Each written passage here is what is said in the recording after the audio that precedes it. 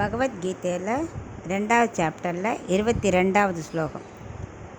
வாசாம்சி ஜீர்ணானி யதா விகாய நவானி கிருஹ்ணாதி நரோபராணி ததா ஷரீராணி விகாய ஜீர்ணாஹ அன்யன்யானி சன்யாதி நவானி தேஹி.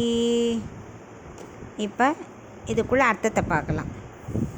இப்போ நம்ம வஸ்திரங்கள்லாம் ரொம்ப நாளைக்கு யூஸ் பண்ணிகிட்டே இருந்தால் அது கிழிஞ்சு போயிடும். அப்போ என்ன பண்ணுறோம், அதை தூக்கி எறிஞ்சிட்டு வேறு வஸ்திரம் உடுத்திக்கிறோம். அதை போல் வயசாகி உடம்பு தளர்ந்து பூமியில் விழுந்தாக்கா என்ன ஆகும், உடல்லேருந்து இந்த ஆத்மா பிரிஞ்சு வேறு உடலை அடைகிறது. புது ஆடை அணியும் போது நம்ம என்ன பண்ணுறோம், சந்தோஷமாக மஞ்சள் தடவி மகிழ்ச்சியோடு உடுத்திக்கிறோம் இல்லையா? அதுபோல் ஆத்மா வேறு ஒரு உடல் எடுக்கிறதே, அப்போ ஏன் வருத்தப்படணும், சந்தோஷமாக இருக்கலாமே அப்படிங்கிறான் அப்படின்னு கிருஷ்ணர் சொல்கிறார். அதுக்கு அர்ஜுனனுக்கு ஒரு சந்தேகம். இந்த ஆத்மா உயர்ந்த உடல் அடைஞ்சால் மகிழ்ச்சி தான், ஆனால் கர்ம பலனால் தாழ்ந்த உடல் மாதிரி லைக் புழு பூச்சி அது மாதிரி தாழ்ந்த ஜந்து கூட போனால் என்ன பண்ணுறது அப்படிங்கிறான். அதுக்கு கண்ணன் சொல்கிறார், அதை பற்றி நீ கவலைப்படாத, நீ தர்ம யுத்தம் தான் பண்ண போகிற.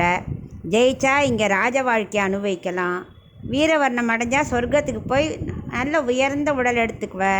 ஸோ நீ கவலைப்படாமல் இருந்துக்கோ அப்படிங்கிறார்.